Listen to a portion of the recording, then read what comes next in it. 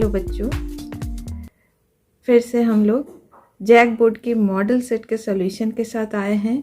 ये model set 1 का part 3 video है। सब्जेक्ट है बायोलॉजी यानी कि जीव विज्ञान।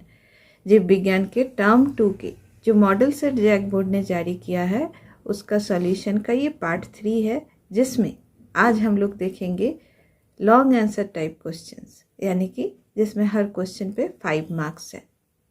तो आओ बच्चों, देखते हैं प्रश्न और उसके उत्तर।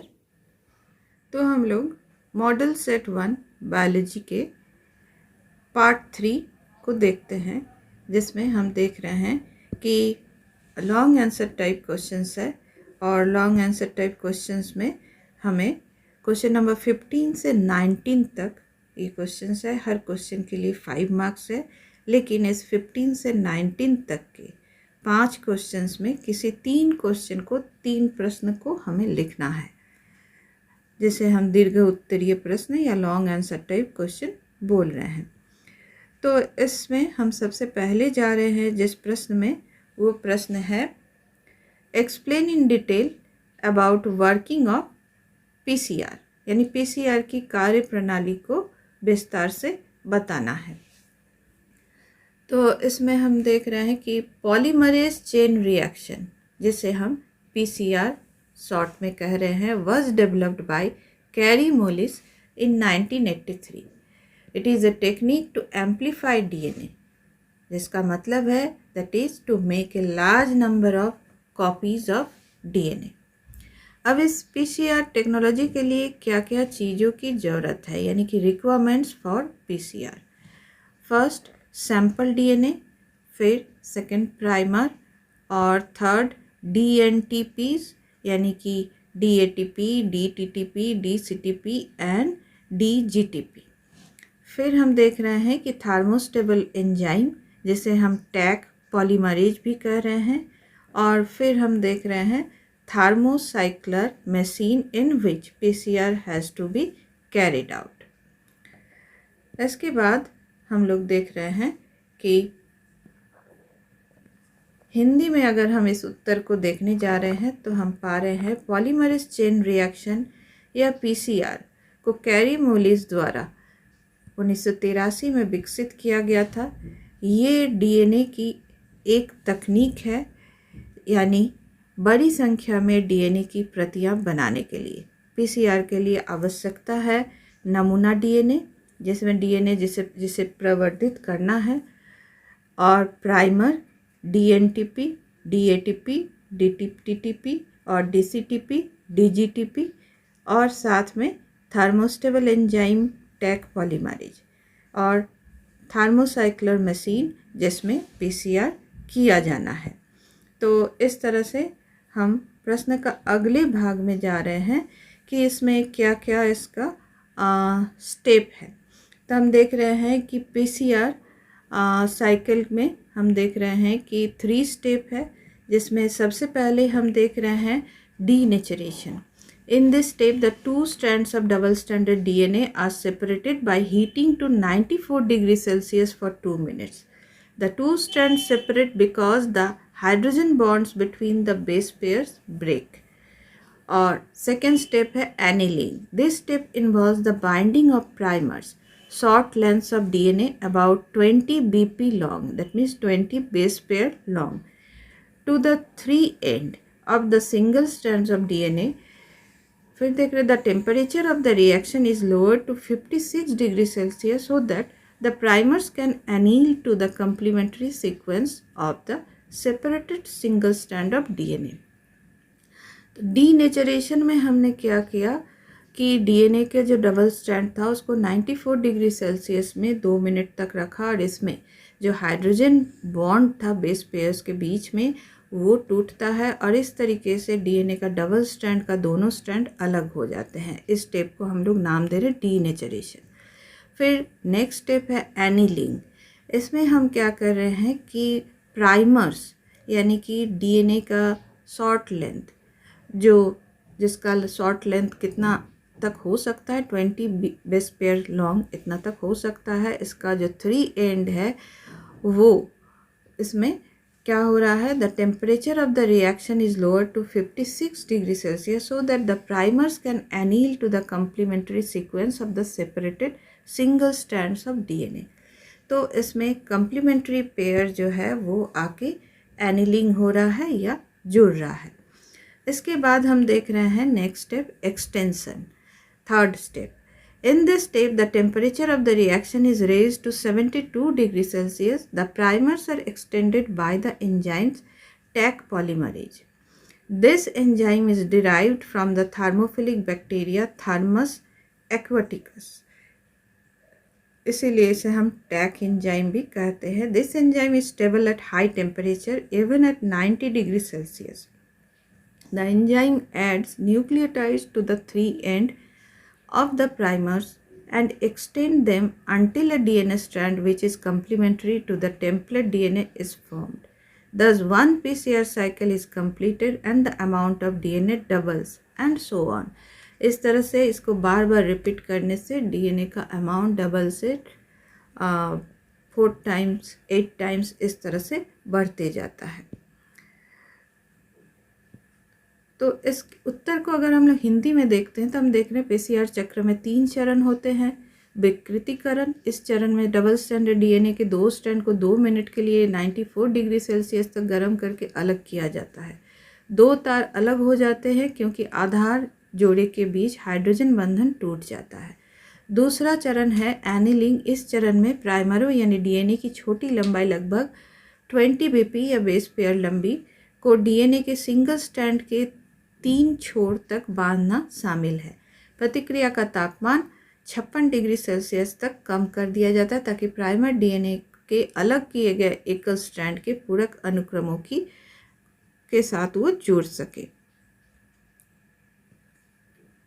इसके बाद हम देख रहे हैं विस्तार।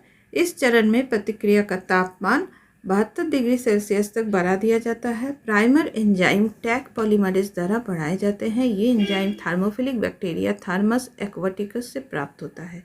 ये एंजाइम 90 डिग्री सेल्सियस पर भी उच्च तापमान पर स्थित रहता है और इसे स्थिर रहने की उसका गुण के चलते इसे चुना गया है। एंजाइम प्राइमरों के 3 छोर पर न्यूक्लियोटाइड जोड़ता है और उन्हें तब तक फैलाता है जब तक कि एक डीएनए स्ट्रैंड नहीं बन जाता है जो टेम्पलेट डीएनए का पूरक होता है।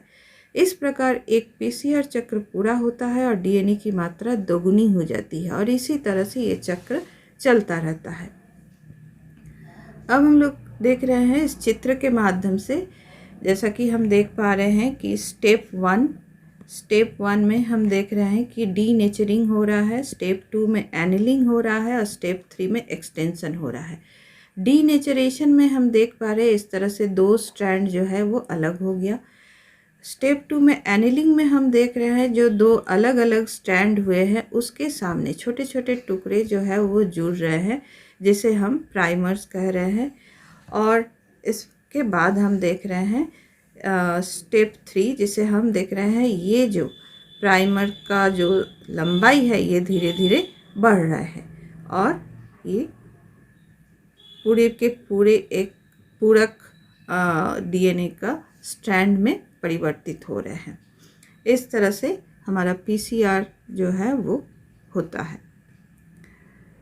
अगला प्रश्न है how insulin can be produced by recombinant DNA technology, यानी कि पुनः संयोजक डीएनए प्रौद्योगिकी द्वारा इंसुलिन का उत्पादन कैसे किया जा सकता है। The first product developed by genetic engineering was human insulin. It can be produced by using recombinant DNA technology. The gene responsible for producing human insulin protein is isolated. A plasmid is isolated from a bacterial cell. Special restriction enzymes are used to cut the plasmid. The gene for insulin is inserted into the plasmid. This process is called recombinant technology. The bacterial DNA now contains the human insulin gene and is inserted into a bacteria. When the bacterial cells reproduce, the human insulin gene is also reproduced in the cells and produces protein by transcription and translation process.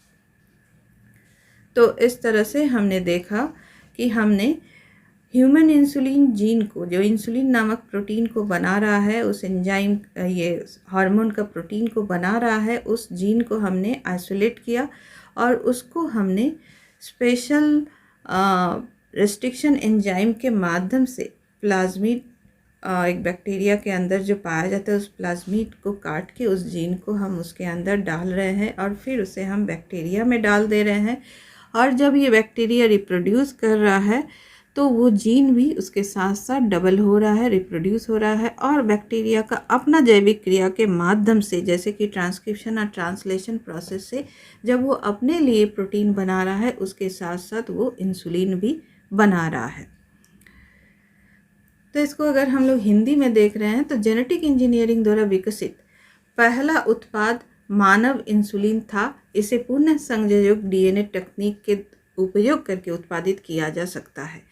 Manav insulin protein के उत्पादन के लिए जिम्मेदार gene पृथक है, तो इसे हम लोग पृथक कर लेते हैं, अलग निकाल लेते हैं और एक प्लाज्मिड, एक जीवाणु कोशिका से पृथक किया जाता है। फिर प्लाज्मिड को काटने के लिए विशेष प्रतिबंध एंजाइमों का उपयोग किया जाता है। इंसुलिन के लिए जीन को प्लाज्मिड में डाला जाता है और इस प्रक्रिया को पुनः संयोजक प्रौद्योगिकी कहा जाता है, यानी रिकॉम्बिनेंट टेक्नोलॉजी। जीवाणु डीएनए में अब मानव इंसुलिन जीन होता है और इसे बैक्टीरिया में डाल दिया जाता है, यानी कि जीवाणु के अंदर डाल दिया जाता है और इसके अंदर जब जीवाणु कोशिकाएं पुनरुत्पादित करती है तो मानव इंसुलिन जीन भी कोशिकाओं में पुनः उत्पन्न होता है और प्रतिलेखन और अनुवाद प्रक्रिया द्वारा प्रोटीन का उत्पादन करता है। अपने लिए जो प्रोटीन बनाता है, साथ साथ ये इंसुलिन नामक प्रोटीन भी वो बनाता है और इस तरह से ह्यूमन इंसुलिन का जो प्रोडक्शन है वो बायोटेक्नोलॉजी के माध्यम से या जेनेटिक इंजीनियरिंग के माध्यम से होने लगता है। तो हम यहाँ पे जो चित्र देख रहे हैं, उस चित्र में हम देख पा रहे हैं कि कैसे ये क्रिया हो रही है। जैसे कि यहाँ हम देख रहे हैं कि ह्यूमन सेल से हमने क्रोमोसोम को निकाला और इस क्रोमोसोम से हमने क्या किया, इंसुलिन जीन को काट के निकाला। इधर से हमने एक ये बैक्टीरियम है, बैक्टीरियम का अपना डीएनए जो है, उसके अलावा एक प्लाज्मिड भी है। इस प्लाज्मिड को हम निकाल रहे हैं और इस प्लाज्मिड को हम काट रहे हैं, किससे, रेस्ट्रिक्शन एंजाइम से। और ये जो काटा गया, इसी जगह पे हमने इस इंसुलिन जीन को जोड़ दिया और इस तरह से जो नया कॉम्बिनेशन बना, नया इसका डीएनए बना, तो इसको हम लोग नाम दे रहे रिकॉम्बिनेंट डीएनए। और इस रिकॉम्बिनेंट डीएनए वाले प्लाज्मिड को फिर से एक बैक्टीरिया के अंदर डाल दिया जाता है और जब ये बैक्टीरिया अपना रिप्रोडक्शन कर रहा है, एसेक्सुअल रिप्रोडक्शन या सेल डिवीजन के माध्यम से, तब ये क्या कर रहा है, अपने डीएनए को तो रिप्लिकेट कर ही रहा है, साथ में प्लाज्मिड को भी रिप्लिकेट कर रहा है, क्योंकि प्लाज्मिड का ये प्रॉपर्टी होता है कि वो बैक्टीरिया के अंदर अपने आप को द्विगुणित कर सकता है। इस तरह से जो बहुत सारे बैक्टीरिया बन जाते हैं और वो अपने जीवन चक्र के दौरान वो अपने लिए प्रोटीन बनाता है, उस समय वो जो इंसुलिन नामक प्रोटीन भी बनते जाते हैं और इससे हमको ह्यूमन इंसुलिन मिल जाते हैं।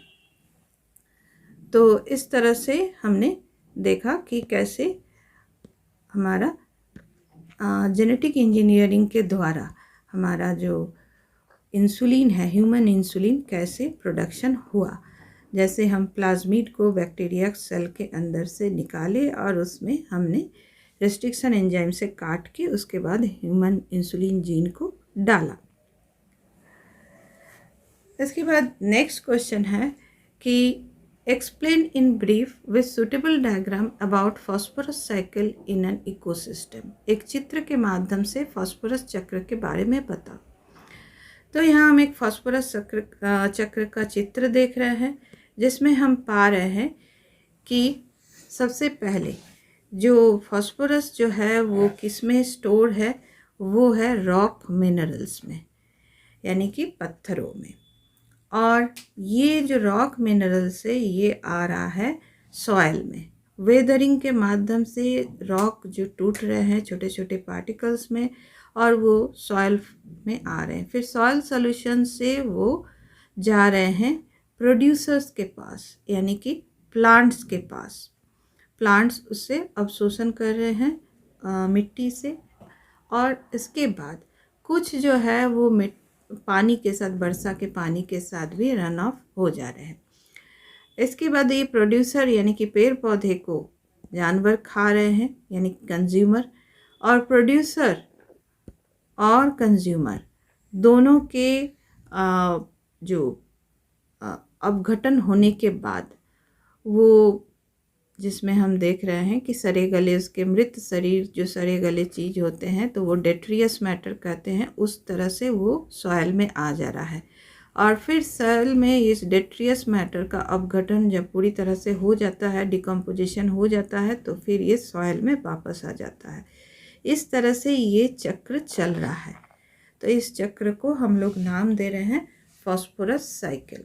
जैसा कि इस चित्र में भी हम देख पा रहे हैं, चित्र में हम देख पा रहे हैं कि पेड़ पौधे को यहाँ खरगोश खा रहे हैं, और खरगोश और पेड़ पौधे दोनों जो है उसके जो शरीर या उसके जो उत्सर्जित पदार्थ है उससे जा रहे हैं डेट्रियस मैटर में, और डेट्रियस मैटर से डेट्रीवोर्स जो यानी कि अपघटक जो है वो उसको फिर से डिकम्पोजिशन करके उसको सॉइल में वापस ला रहे हैं।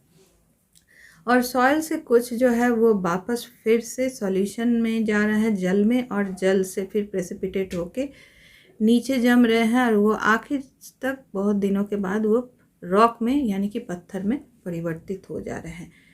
तो हम लोग अब आगे देखते हैं इसके उत्तर के रूप में। Phosphorus is a major constituent of biological membranes, nucleic acid and cellular energy transfer system.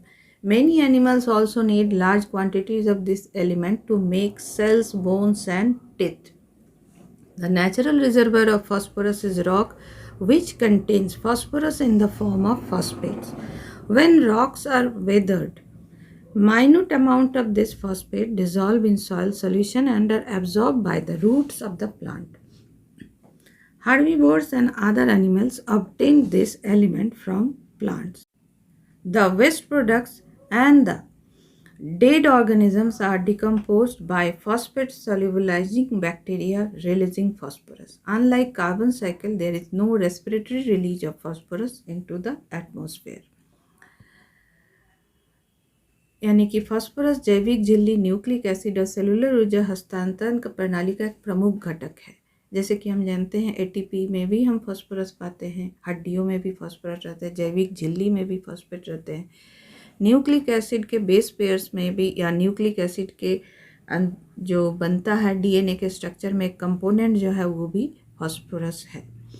कई जानवरों को भी इस तत्व की बड़ी मात्रा में गोले, हड्डी और दांत बनाने की आवश्यकता होती है। फास्फोरस का प्राकृतिक भंडार चट्टान है जिसमें फॉस्फेट के रूप में फास्फोरस होता है। जब चट्टानें अपक्षयित होती है तो इन फॉस्फेट की थोड़ी मात्रा मिट्टी के घोल में घुल जाती है और पौधों की जड़ द्वारा अवशोषित कर ली जाती है। शाकाहारी और अन्य जंतु इस तत्व को पौधों से प्राप्त करते हैं और अपशिष्ट उत्पादों और मृत जीवों को फॉस्फेट घुलनशील बैक्टीरिया द्वारा फास्फोरस छोड़ने वाले बैक्टीरिया द्वारा विघटित किया जाता है। कार्बन चक्र के विपरीत वायुमंडल में फास्फोरस की कोई श्वसन रिहाई नहीं होती है। अब हम लोग अगला प्रश्न में जाते हैं।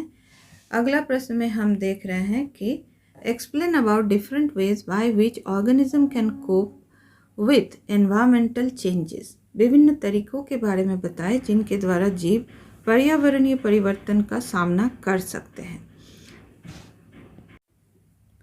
To survive and propagate further in any environment, organisms show one of the four possible ways, namely regulate, conform, migrate, and suspend. The first, regulate. In this method, organisms maintain homeostasis by physiological and behavioral changes. Due to homeostatic regulation, they can perform thermoregulation or osmoregulation. All birds and mammals show constant body temperature and osmotic concentration irrespective of external temperature. Second is conform. Most of the animals and plants are unable to maintain a constant internal environment. Their body parameters change according to outside environment. Like poikilothermic animals cannot maintain body temperature, but they are simple conformers. In few aquatic animals, the osmotic concentration of the body fluids changes according to the surrounding osmotic concentration. Few conformers can regulate the parameters in limited range.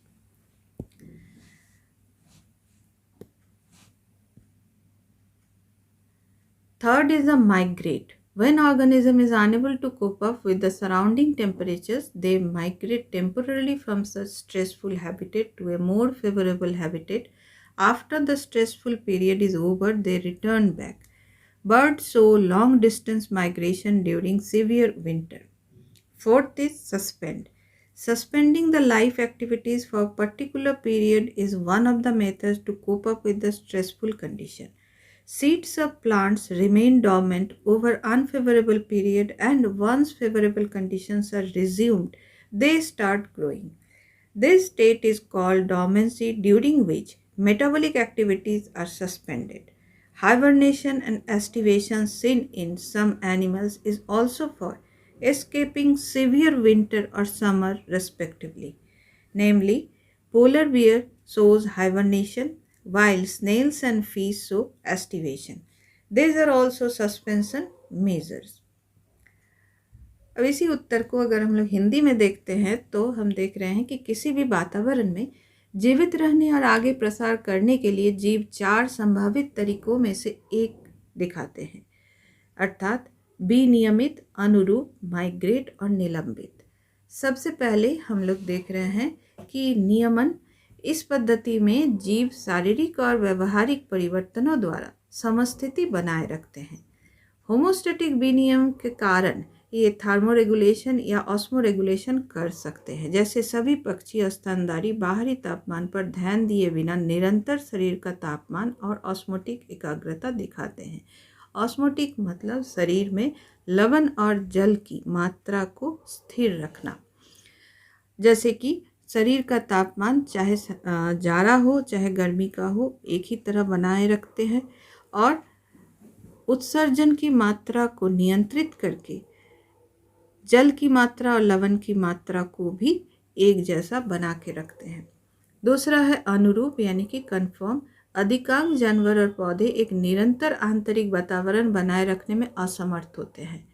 उनके शरीर के parameter बाहरी वातावरण के अनुसार बदलते रहते हैं। जैसे पोइकिलोथर्मिक यानी कि जैसे हम लोग कहते हैं कोल्ड ब्लडेड जानवर शरीर के तापमान को बनाए नहीं रख सकते हैं, लेकिन ये सरल अनुरूप है। कुछ जलीय जंतुओं में आसपास के ऑस्मोटिक सांद्रता के अनुसार शरीर के तरल पदार्थों की ऑस्मोटिक सांद्रता बदल जाती है। कुछ अनुरूपकर्ता सीमित सीमा में मापदंडों को विनियमित कर सकते हैं और उसके बाद वो अनुरूप में ढल जाते हैं। तीसरा है प्रवास। जब जीव आसपास के तापमान का सामना करने में असमर्थ होते हैं तो ये अस्थायी रूप से ऐसे तनावपूर्ण आवास से अधिक अनुकूल आवास में चले जाते हैं। तनावपूर्ण अवधि समाप्त होने के बाद ये वापस लौट आते हैं। कड़ाके की सर्दी के दौरान पक्षी लंबी दूरी का प्रवास दिखाते हैं। चौथा है सस्पेंड यानी कि विशेष अवधि के लिए जीवन की गतिविधियों को निलंबित करना तनावपूर्ण परिस्थितियों से निपटने के तरीकों में से एक है। प्रतिकूल अवधि में पौधों के बीज सुप्त अवस्था में रहते हैं और अनुकूल परिस्थितियां फिर से शुरू होने पर ये बढ़ने लगते हैं। इस अवस्था को डॉर्मेंसी कहा जाता है, जिसके दौरान चयापचय गतिविधियां निलंबित रहती है। कुछ जानवरों में देखा जाने वाला हाइबरनेशन और एस्टिवेशन क्रमशः भीषण सर्दी या गर्मी से बचने के लिए भी होता है, जैसे हम लोग शीत निद्रा या ग्रीष्म निद्रा भी कहते हैं। जैसे ध्रुवीय भालू हाइबरनेशन दिखाता है, जबकि घोंघे और मछली ये एस्टिवेशन दिखाते हैं। ये निलंबन के उपाय हैं। अब अगला प्रश्न, what is ozone depletion, how does it occurs and what are its harmful effects. Ozone रिक्तीकरण क्या है, वो कैसे होता है और इसके हानिकारक प्रभाव क्या है। तो हम लोग देख रहे हैं इसके उत्तर में कि ozone layer depletion is the diminishing of the ozone layer present in the air. This happens when the chlorine and bromine ions in the climate interacts with the ozone and devastate the ozone atoms. One chlorine can pulverize 1 lakh particles of ozone. It is demolished more rapidly than it is made. The ozone exhausting substances that contain chlorine incorporate chlorofluorocarbon, carbon tetrachloride, hydrochlorofluorocarbons, and methyl chloroform. Though the ozone exhausting substances that contain bromine are halogens, methyl bromide, and hydrobromofluorocarbons. Chlorofluorocarbons are the most plenteous ozone exhausting substance. It is just when the chlorine ion responds with some other particles, it does not respond with ozone. Montreal Protocol was proposed in 1987 to stop the utilization, creation and import of ozone exhausting substances and limit their fixation in the climate to secure the ozone layer of the earth. यानी ozone layer depletion का मतलब होता है जो हमारे atmosphere में जो ozone का लेयर है उसका पतला हो जाना या कहीं कहीं पे वो गायब हो जाना। इसके लिए मूलतः जो उत्तरदायी है वो है क्लोरीन और ब्रोमीन के आयंस। एक क्लोरीन के आयन जो है वो 1 लाख ओजोन के पार्टिकल्स को डिमोलिश कर सकता है। और इसके अलावा जो पदार्थ है वो उसके नाम दिए हुए हैं, जैसे कि chlorofluorocarbon, carbon tetrachloride, methyl chloroform, या हम देखते हैं ब्रोमीन कंटेनिंग सब्सटेंस जैसे कि हेलोन्स, मिथाइल ब्रोमाइड या हाइड्रो ब्रोमोफ्लोरोकार्बन्स। तो ये सबको हम शॉर्ट में कुछ को, जैसे क्लोरोफ्लोरोकार्बन इसमें सबसे ज़्यादा मात्रा में पाए जाते हैं और ये सबसे ज़्यादा नुकसान पहुंचाते हैं, तो इसे हम लोग CFC भी कहते हैं। ओजोन लेयर के अपक्षयन को रोकने के लिए, यानी कि उसके डिप्लीशन को रोकने के लिए एक अंतर्राष्ट्रीय प्रोटोकॉल हुआ था, मॉन्ट्रियल प्रोटोकॉल, जिसमें सभी देश जो है उसमें अपना राजी हुए थे। 1987 में ये हुआ था और सबको इसी में अपना रजामंदी दिए थे कि इस तरह से ओजोन एग्जॉस्टिंग सब्सटेंसेस, यानी जो ओजोन लेयर को क्षति पहुंचाए ऐसे चीज़ों का वो नहीं बनाएंगे और क्लाइमेट में ये ना निकल पाए या क्लाइमेट में ये एड ऑन ना हो पाए, इसका वो कोशिश करेंगे। तो हम अब देखते हैं causes of ozone layer depletion. The ozone layer depletion is a major concern that is associated with a number of factors. The main causes responsible for the depletion of the ozone layer are listed below. सबसे पहले हम देख रहे हैं chlorofluorocarbons, फिर chlorofluorocarbons और CFCs are the main cause of ozone layer depletion. These are released by solvents, spray, aerosols, refrigerator, air conditioner. इन सभी में ये कूलेंट के फॉर्म में यूज होता है। फिर हम देख रहे हैं the molecules of chlorofluorocarbons in the stratosphere are broken down by the ultraviolet radiation and release chlorine atoms. These atoms react with ozone and destroy it.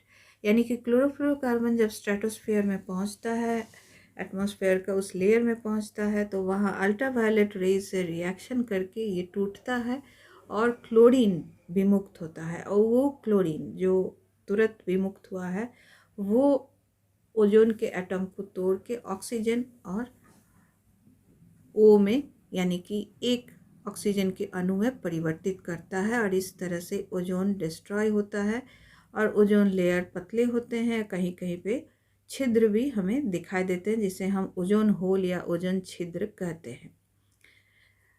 अब इसका और भी कारण है, जैसे कि unregulated rocket launches. Researchers say that the unregulated launching of rockets result in much more depletion of ozone layer than the CFCs do. If not controlled, this might result in a huge loss of ozone layer by the year of 2050. इसके अलावा nitrogenous compound जैसे कि NO2, NO, N2O are highly responsible for the depletion of the ozone layer. Natural causes भी हैं, प्राकृतिक कारण।